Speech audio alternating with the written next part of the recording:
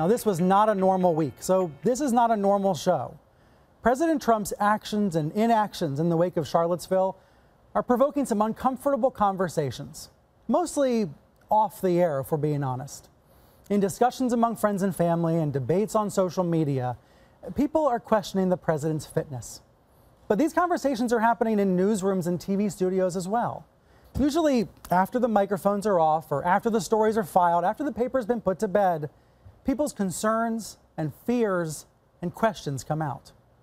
Questions that often feel out of bounds, off limits, too hot for TV. Questions like these. Is the President of the United States a racist? Is he suffering from some kind of illness? Is he fit for office? And if he's unfit, then what?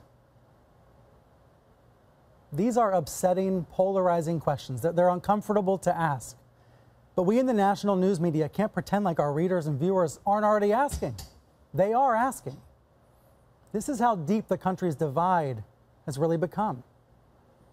My impression is that since President Trump's inauguration, there's been a lot of tiptoeing going on. His actions have been described as unpresidential, as unhinged, and sometimes even crazy. Now, that word crazy can be interpreted several different ways. It gets said a lot more in private than it gets said on TV. For instance, this next soundbite was never meant to be heard on TV at all. Last month, Republican Senator Susan Collins was overheard on a hot mic saying that Trump's handling of spending was incredibly irresponsible. Democratic Senator Jack Reed responded by saying he thinks Trump is crazy. This is crazy.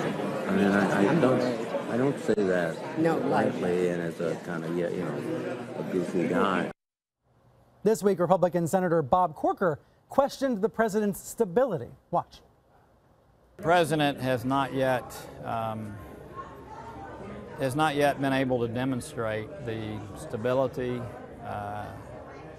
nor some of the competence that he needs to demonstrate in order to be successful.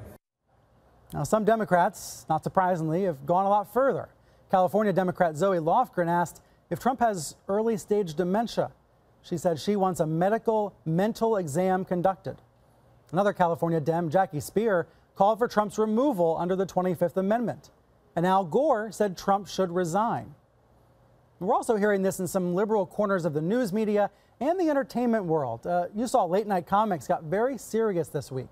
Jimmy Kimmel made jokes about making Trump a powerless king, but he meant what he said about getting Trump out of office. Desperate times call for desperate measures, and I'm asking you, the people who supported Donald Trump, to step in and help for the good of this country. Mike Pence is ready. He's boring. He's relatively sane. He looks like a neighbor you might borrow a lawnmower from. Let's get him in there before it's too late. Let's make America Great Britain again.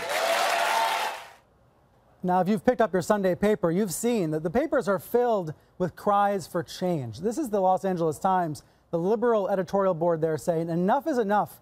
Trump is, quote, a danger to the Constitution, a threat to our democratic institutions. Now, all this brings me back to those questions that are tough to ask out loud on national television. Is the President of the United States suffering from some sort of illness? Is he racist? Is he fit to be commander-in-chief? And one more. Is it time for objective journalists, and I don't mean opinion folks, I mean down-the-middle journalists, to address these questions head on? And if so, how in the world should they do that?